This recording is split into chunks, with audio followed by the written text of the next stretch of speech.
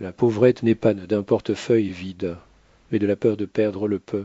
Déjà, à vrai prosprite n'est pas parce que nous accumulons, mais parce que nous pouvons partager. Si vous recherchez une sagesse pratique, sans exagération, ni promesse miraculeuse, c'est le bon endroit. Ici, nous parlons de ce qui te prouve au cours des siècles, non seulement dans les théories, mais dans la vraie vie. Notez combien de personnes s'accrochent à de l'argent comme s'il était votre dernier souffle. Ils ferment leurs mains, cachent chaque pièce, le prônent comme un trésor inaccessible. Cependant plus, il sert plus. La richesse coule rapidement entre les doigts. Une main fermée en permanence ne peut rien recevoir de nouveau. Ce n'est pas seulement une métaphore, c'est une loi d'existence. La tradition juive enseigne que la pratique de se parer une partie de ce qui les gagne. La dîme n'est pas une taxe, mais un exercice de discipline financière. Elle nous rappelle que l'argent est un flux, pas un trophée. Lorsque nous refusons de partager par peur, nous bloquons notre propre chemin. Mais lorsque nous apprenons à faire un don, nous faisons de la place pour plus de choses à venir chez nous. La sagesse du millénaire rupte qui donne quoi. Ce n'est pas magique, mais une vérité sur le caractère humain. La générosité faconne à l'état d'esprit d'abondance, tandis que la mesquinerie renforce à rares études modernes ne confirment que ce qui est connu depuis. Comme l'a écrit Morgan, où l'argent reflète nos habitudes, le plus avare dépense plus pour les peurs que sur les joies, tandis que le généreux dépense moins, mais récolte plus de confiance, de soutien et de sécurité. Je rencontre un homme qui, pendant des années, a refusé de donner même un petit montant en disant « Je ne vous aiderai que lorsque je serai riche ». La richesse, cependant, n'est jamais vaine. Un autre, qui pouvait d'à peine payer ses factures, a réservé une petite partie de ses gains pour aider les autres, au fil du temps. C'est précisément sa famille qui va sûrement les difficultés, non pas parce que la dîme était une formule magique, mais parce qu'il la change, sa façon de penser. Il a cesse de vivre dans la peur et a commencé à vivre avec confiance. L'erreur est de croire que la conservation est de s'assurer. Oh, fait plus nous nous accrochons, plus nous perdons. Générosité, en revanche, construit des ponts pour de nouvelles opportunités. Ce n'est pas une dépense, mais un investissement dans la destination elle-même. C'est là que commence ma véritable conversation sur la prospérité comme l'enseigne la tradition juive dans une petite communauté. Il vivait une famille humble, maison simple table, modeste vêtement de panse. Et ils ont suivi une robe incassable même dans les moments les plus difficiles. Chaque gain a été divise. Une dixime partie est toujours allée à ceux qui en avaient besoin. Les voisins se moquèrent. Vous vous soutenez. Oh, quoi vous blessez? Mais au fil des ans, quelque chose de curieux s'est produit. Cette famille n'a jamais. Ils avaient toujours du pain sur la table, un toit au-dessus de leur tête et une force pour passer à autre chose. Ils n'étaient pas riches, mais la pauvrette ne les a pas dominés. Cette histoire révèle une vérité fondamentale. La générosité est la base sur laquelle la prospérité est construite, qu'il apprend à donner peu de préparation, à gérer le beaucoup. Ceux qui s'accrochent à chaque centime finissent par perdre tout. La sagesse juive explique cela simplement. L'argent est comme l'eau, et vous essayez de tenir il coupe, mais si cela vous dirige, il vous nourrit et les autres. La dîme n'est pas un sacrifice, mais une discipline qui enseigne je contrôle mon argent et non l'inverse.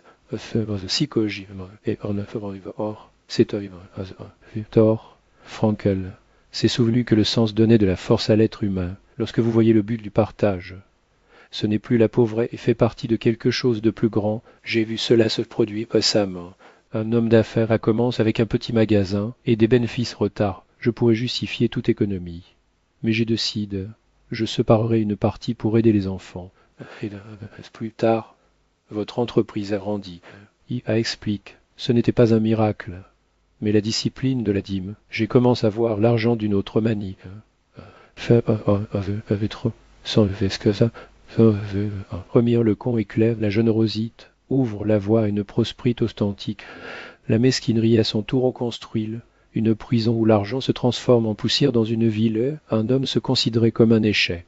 Ses revenus étaient petits, et il s'est plaint. Comment faire un don si je devais la peine manger? Je pensais que la générosité était le privilège des riches, jusqu'à ce qu'un vieux maître lui dise si vous n'apprenez pas à gérer le peu, vous ne jouerez jamais grand-chose. Alors il a commencé à se parer une dixime partie de ses revenus aussi modestes. Au début, cela semblait dénué de sens, mais avec le temps, il a remarqué que sa relation avec l'argent avait changé. Il a cessé de dépenser en futilité, a commencé à planifier et à valoriser chaque heure. Des années plus tard, leurs gains vont augmenter et avec eux leur confiance. Ce vin d'un Cavaran, se dis-tu, fèvre, il a voulu une fois, la dîme n'a pas change. Mon compte bancaire m'achant. J'ai hâte de craindre de l'argent. Et j'ai appris à le jurer. Cette histoire revle, la Deuxime Lecomte, la dîme n'est pas une question de valeur, mais de caractère. Il apprend à respecter le peu, et qui valorise le peu est prêt à faire face à beaucoup. Tradition juive provient. Celui qui me prive le petit père au grand. La dîme est une école d'autodiscipline, un rappel que la richesse n'est pas par la quantité, mais la façon dont nous traitons ce que nous avons les penseurs contemporains font.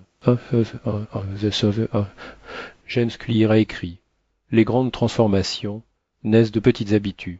Lorsque vous créez un rituel de don, il établit un système qui fonctionne même lorsque vous n'y pensez pas. Ce système plus fort et plus vrai. Un comptable que je rencontre a dit « J'ai toujours de penser à contrôleur, mais quand j'ai commencé à se parer la dîme, j'ai compris pour la première fois que j'étais en charge de mon argent. Même si c'était un petit montant, je sentais que je construisais des fondations. La Deuxime Lecomte est la suivante. La prospérité commence lorsque nous apprenons à valoriser le peu. Ce dîme est une habitude qui forme de caractère. Bien que vous espérez avoir beaucoup à faire un don, vous perdez la chance de développer l'état d'esprit capable de maintenir l'abondance. Il y avait un marchand connu pour sa cupidité. Il craignait de perdre chaque pièce et à garde ses coffres verrouillés. Jusqu'à la prochaine fois. J'ai dit maintenant, il n'est pas temps d'aider. Je serai d'abord riche, alors je serai généreux. Mais les rêves, on passe et la richesse n'était pas suffisant. Au contraire, son entreprise étème ses partenaires, l'éviter et les clients ont cessé d'assister à son magasin. Un jour, un vieil ami lui a dit « Vous pensez que vous tirez l'argent, mais c'est en fait celui qui le tient. Et au moins une partie, et vous verrez la 10 francs. » Réticent, marchand va finalement, la première fois, depuis cela va à l'eau, une partie de leurs bénéfices pour aider les orphelins.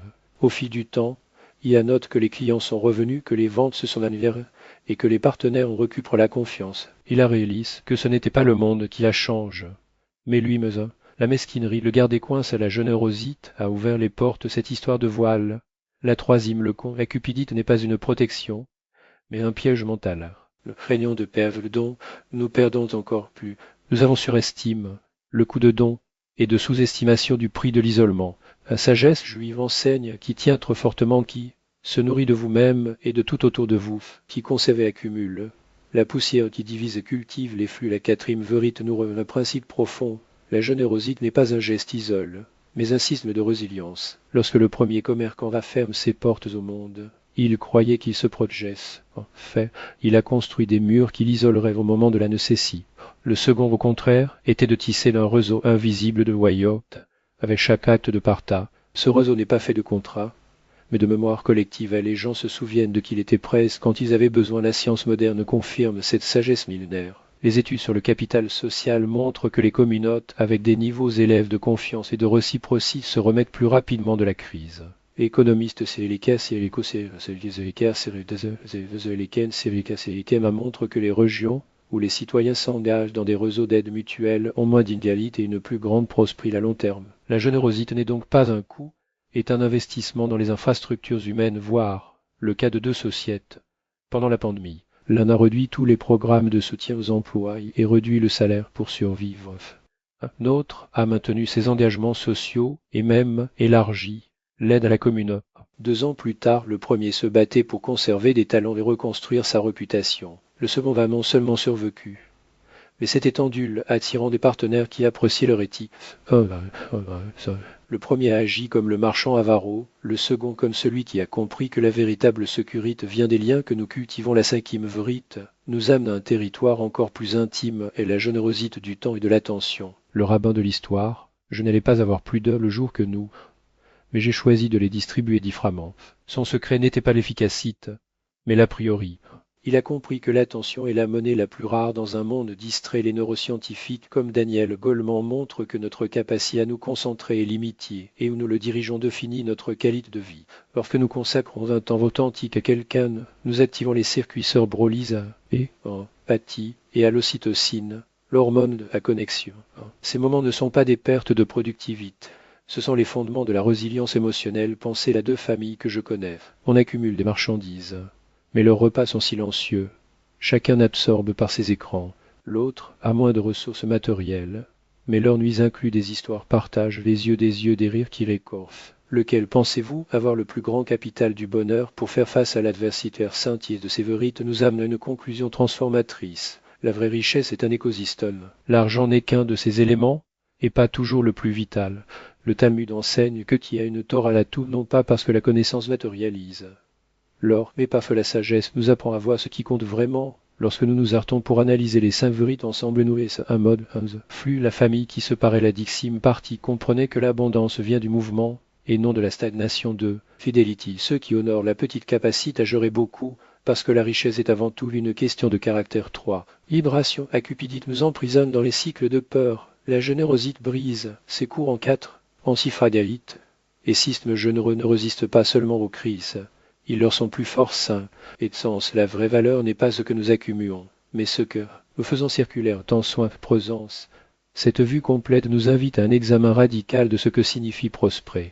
Il ne s'agit pas d'avoir plus, mais plus connaître, plus libre, plus capable de transformer les ressources en sens. Comme l'a écrit le rabbin Jonathan Sacks, nous ne demanderons pas combien avez-vous approché, mais combien de personnes avez-vous fait une 10 francs.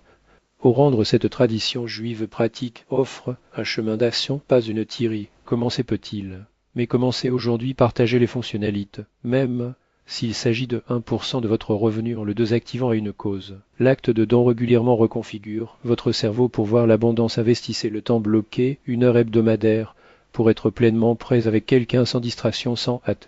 C'est la forme la plus pure de générosité. Cultivez la gratitude. Avant de vous coucher, notez 3 choses que vous avez reçues ce jour-là. Cela forme votre esprit à reconnaître les flux, pas seulement les stocks crieurs des rituels de connexion, un dîner en famille hebdomadaire, un caf mensuel avec un ami, un appel à ceux qui sont seuls. Les petits gestes construisent des filets qui vous soutiendront demain. N'oubliez pas, la générosité n'est pas un sacrifice, mais une graine. Chaque acte de donner, que ce soit de l'argent, du temps ou de l'attention, plante une possibilité de récolte future. Soutenu par 3 choses par la Torah, le service à Dieu et les actes de gentillesse. Notez qu'il ne mentionne pas l'or ou les propriétés. En fin de compte, nous constatons que la vraie pauvrette n'est pas le manque de ressources, mais l'incapacité de les voir couler.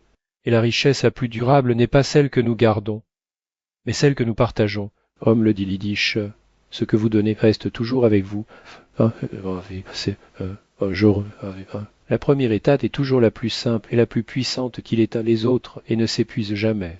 La Torah révèle une loi simple, mais grave. Le chemin de la richesse donne pardon. La dixime partie massée n'est pas une perte, mais une discipline. C'est le moyen de déclarer: je poste mon argent, pas votre esclave. Chaque acte de générosité est un pas vers la liberté. Les penseurs modernes répètent simplement ce que les sages savent déjà depuis des millénaires. La richesse n'atteint pas ceux qui conservent par peur, mais ceux qui partagent la confiance. Or, Franck parle du sens qui nous rend vosili. De